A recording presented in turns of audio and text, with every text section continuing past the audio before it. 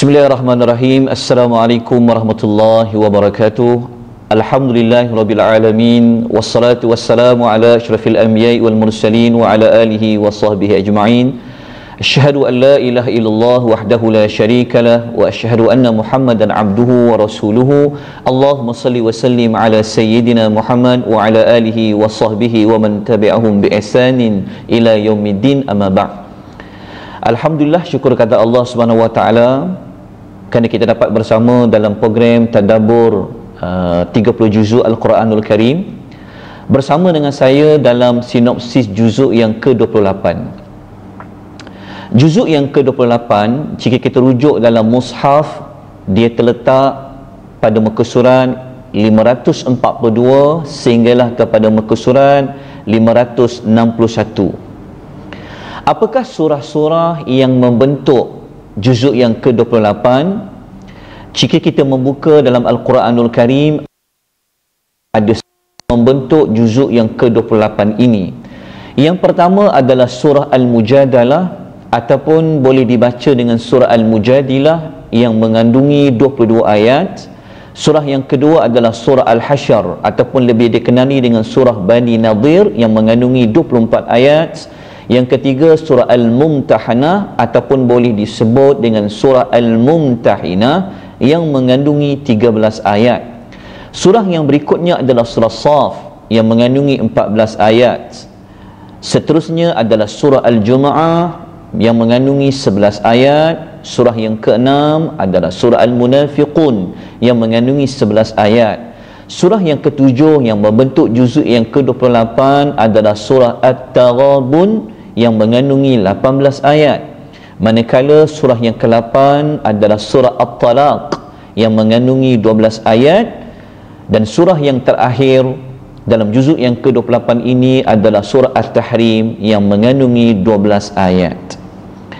Ini bermakna jika kita menghitung kesemua jumlah ayat yang membentuk juzuk yang ke-28 ini, jumlah keseluruhannya adalah sebanyak 137 bilangan ayat kesemuanya. Manakala dari sudut kategori surah juzuk yang ke-28 ini, ke-99 surah yang telah pun kita sebutkan, yang telah saya sebutkan tadi, ia adalah surah-surah yang dikategorikan sebagai surah Madaniyah. Surah Madaniyah, kita sedia maklum, merupakan surah-surah yang memperihalkan tentang hukum hakam. Ini bermakna dalam surah yang juzuk yang ke-28 ini, Allah Subhanahu wa taala menuntut kepada kita semua supaya memenuhi segala hukum hakam yang terdapat di dalam juzuk yang ke-28. Sebelum saya pergi kepada topik apakah ciri-ciri ataupun keistimewaan setiap surah-surah tersebut, izinkan saya menyebut terlebih dahulu tentang apakah permulaan yang terkandung dalam juzuk yang ke-28 dan apakah penutup yang terkandung dalam juzuk yang ke-28 ini. Jika kita membaca, meneliti ke-99 surah yang terkandung dalam juzuk yang ke-28 ini, kita dapati bahawa surah yang pertama iaitu surah Al-Mujadalah, ia menceritakan tentang wanita. Manakala penutup surah juzuk yang ke-28 adalah surah At-Tahrim, juga menceritakan tentang wanita. Ini bermakna juzuk yang ke-28 menceritakan awalnya tentang wanita dan penutupnya juga adalah berkenaan dengan wanita. Seterusnya kita akan menyebutkan tentang munasabah nama-nama surah yang telah kita bacakan tadi itu. Contohnya surah Al-Mujadalah. Apa makna Al-Mujadalah? Al-Mujadalah bermakna berbantah-bantah. Kemudian surah Al-Hasyr berkenaan dengan pengusiran.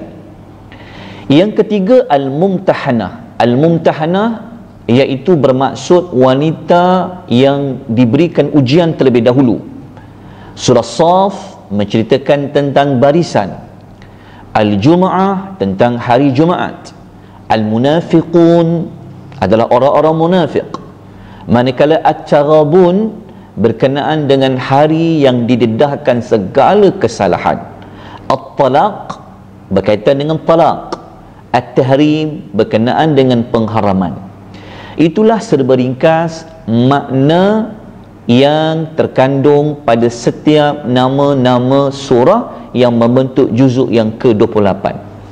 Seterusnya kita bicarakan pula tentang apakah tema-tema utama dan ciri-ciri utama yang boleh kita ambil secara ringkas sahaja bagi setiap 9 surah yang telah pun saya sebutkan pada peringkat awal. Surah yang pertama, surah Al-Mujadalah, antara temanya ia sangat berkaitan dengan Allah ingin menerangkan tentang kelebihan ilmunya. Ini kita boleh rujuk pada permulaan ayat surah Al-Mujadalah. Allah menyebut tentang keluasan ilmunya, dan Allah menutup juga pada penghujung surah Al-Mujadalah tentang ilmunya sejak daripada azali. Kita boleh rujuk pada ayat nombor 21. Apakah ciri-ciri utama surah Al-Mujadalah?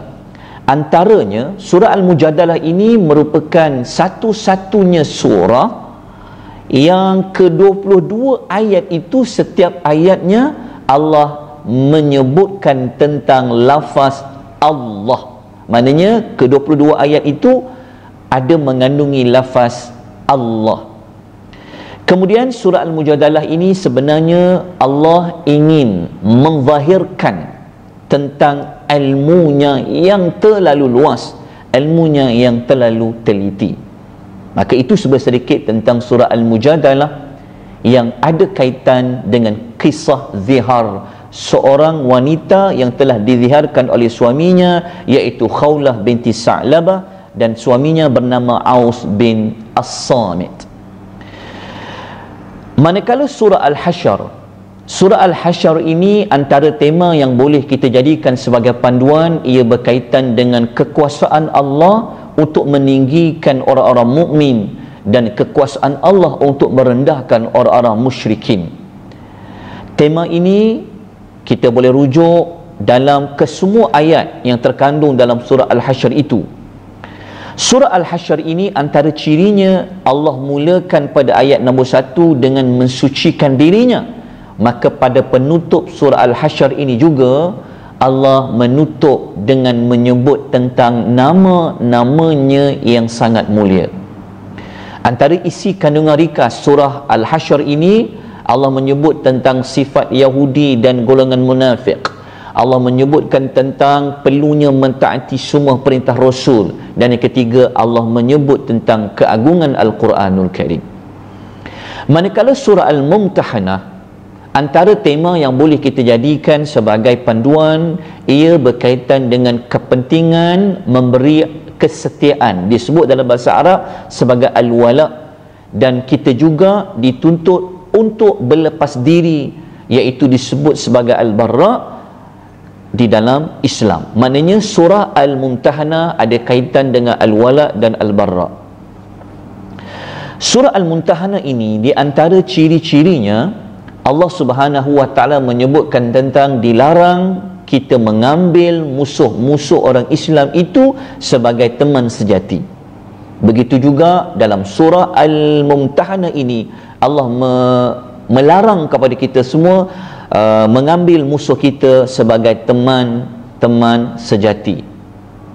Surah Al-Mumtahanah ini mempunyai kaitan dengan kisah Hatib bin Abi Balta'ah yang beliau itu telah membocorkan rahsia Rasulullah sallallahu alaihi wasallam. Oleh demikian Allah Subhanahu wa taala menyebut dalam surah Al-Mumtahanah satu contoh manusia yang terbaik yang telah pun berlepas diri daripada orang musyrikin sekalipun ahli keluarganya. Ini boleh dirujuk dalam ayat yang menceritakan tentang kisah Nabi Allah Ibrahim alaihi salam dengan bapanya. Manakala surah yang berikutnya adalah surah As-Saff. Tema surah As-Saff adalah menolong agama Allah. Ciri-ciri surah As-Saff ini antara kandungan ayatnya Allah menyebutkan tentang perpindahan amanah khalifah daripada umat Nabi Allah Musa alaihissalam pergi kepada umat Nabi Allah Isa alaihissalam, seterusnya kepada umat Nabi Muhammad sallallahu alaihi wasallam. Surah As-Saff ini merupakan satu surah yang Allah mengencam sifat cakap tak serupa bikin. Dan surah As-Saff ini juga Allah mengajak kita semua supaya kita melakukan satu perniagaan yang sangat menguntungkan, iaitu beriman kepada Allah dan Rasul, kemudian kita berjihad dengan harta dan jiwa. Surah yang berikutnya adalah surah Al-Jumu'ah. Tema surah Al-Jumu'ah adalah berkaitan dengan memelihara syiar-syiar dan keistimewaan agama Islam ini. Antara ciri-ciri surah Al-Jumu'ah, ia merupakan satu-satunya surah yang menyebut tentang salat Jumaat. Manakala kandungan ringkas surah Al-Jumu'ah ini, Allah menyebutkan tentang satu masyarakat yang dia tidak tahu membaca dan tidak tahu menulis, iaitu dengan Allah menghantar seorang Rasul kepada mereka. Maka dalam surah Al-Jumu'ah ini Allah Subhanahu wa ta'ala mengingatkan kepada kita sebenar-benarnya sifat ummi yang sebenar-benarnya bukan tidak tahu membaca dan menulis semata-mata, tetapi yang paling utama, sesiapa yang dia tahu menulis, dia tahu membaca, tetapi jika dia tidak mengenal Allah dengan sebenar-benarnya, mereka itulah orang yang paling ummi. Kemudian surah yang berikutnya adalah surah Al-Munafiqun. Tema surah Al-Munafiqun adalah berkaitan dengan berhati-hati dengan orang-orang munafik. Orang-orang munafik ni sebenarnya di dalam Al-Quran ada 17 surah yang Allah cerita tentang golongan munafik. Daripada 17 surah itu ada lebih daripada 300 ayat yang Allah menceritakan tentang sifat-sifat orang munafik. Manakala surah Al-Munafiqun ini merupakan surah yang khusus, satu-satunya surah yang dinamakan tentang Al-Munafiqun, yang juga menceritakan tentang beberapa karakter sifat orang-orang Al-Munafiqun. Antara sifatnya apa? Mereka ini suka menipu, mereka ini penakut, dan mereka ini satu kumpulan manusia yang sangat sombong kepada Allah Subhanahu wa ta'ala. Seterusnya kita pergi kepada surah At-Taghabun. Tema surah At-Taghabun menceritakan tentang kerugian orang-orang kafir apabila mereka berada di alam akhirat nanti. Apakah ciri-ciri keistimewaan surah At-Taghabun?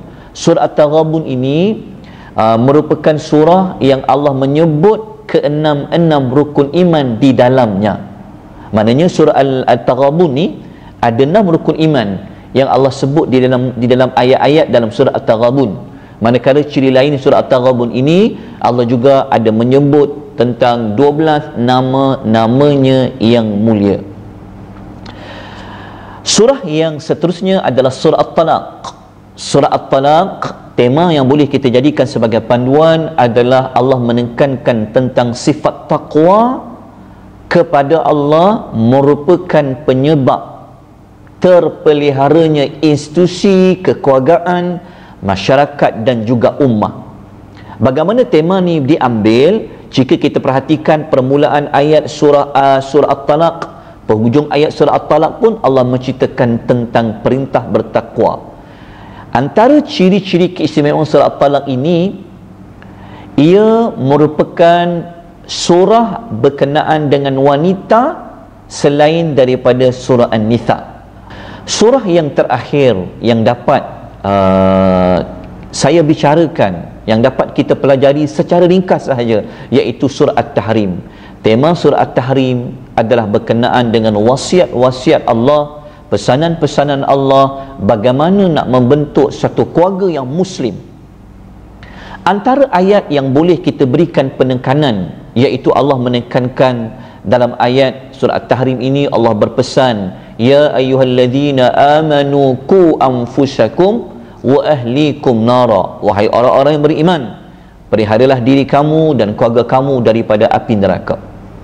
Surah At-Tahrim ni istimewanya, Allah Subhanahu wa ta'ala telah pun mendatangkan contoh wanita-wanita yang salihah dan contoh wanita-wanita yang tidak salihah. Ini bermakna peranan wanita dalam membentuk keluarga ini merupakan satu peranan yang cukup besar.